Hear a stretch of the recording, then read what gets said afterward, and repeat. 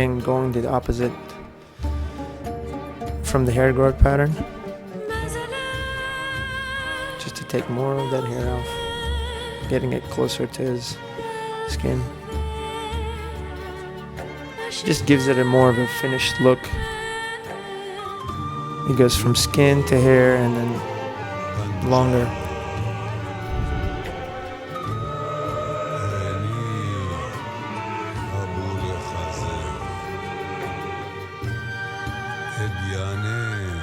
You want to hold the ear down just a little bit, get it out of the way. I'm kind of placing the clipper on my finger for stability.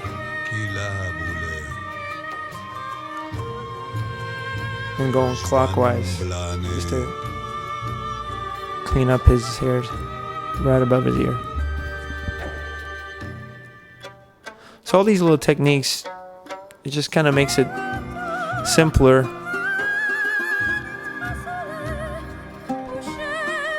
Because a lot of men don't have the time to sit for an hour for a haircut. These techniques will help you achieve it. A good men's haircut, a little bit faster.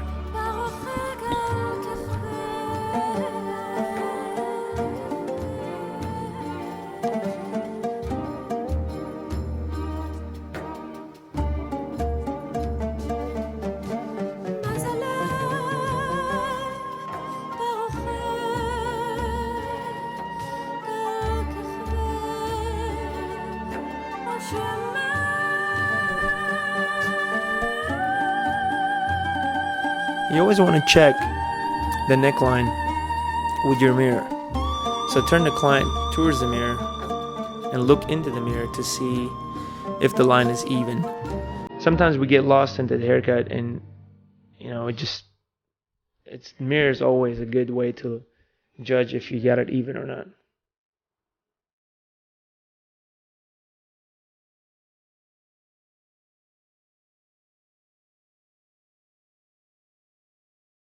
Again, at 45-degree angle, I'm just taking it in just a little bit.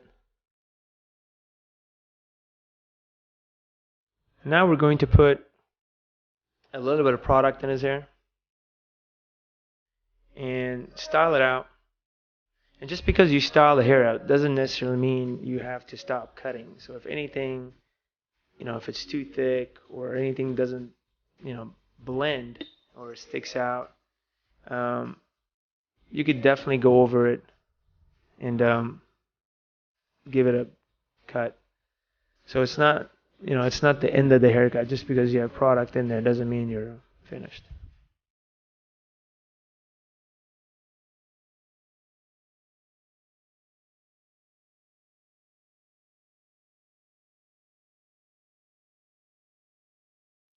And the paste that I'm using, it's pretty thick. It's kind of gummy, and I want to give it the effect where his hair spikes up. So I'm just going to press it into his hair, let the hair absorb that. So I'm not really running it through his hair, just kind of dabbing his hair with it to give it a wet look and a little spiky look.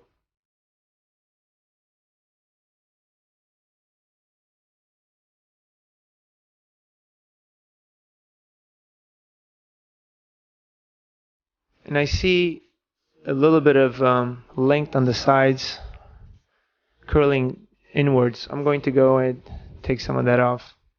And I'm going to take a little bit of the thickness out with my thinning shears. The thinning shears I'm using, it's a little bit wide tooth. Gives it a chunky look. And the spike, it just gives it a different look on the ends, makes it more piecey. And just to take some weight off. Again, picking it up 90 degrees from his head and just putting some cuts in it.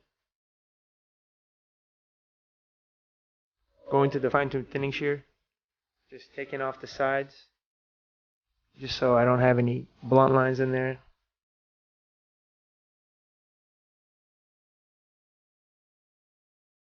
Just cutting it with my thinning shear at a 45-degree angle, just shortening those up.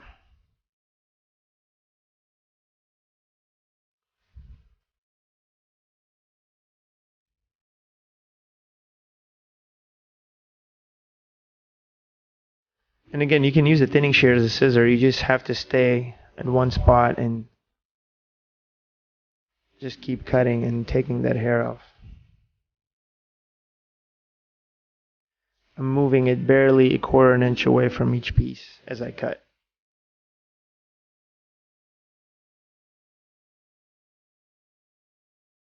And there we go.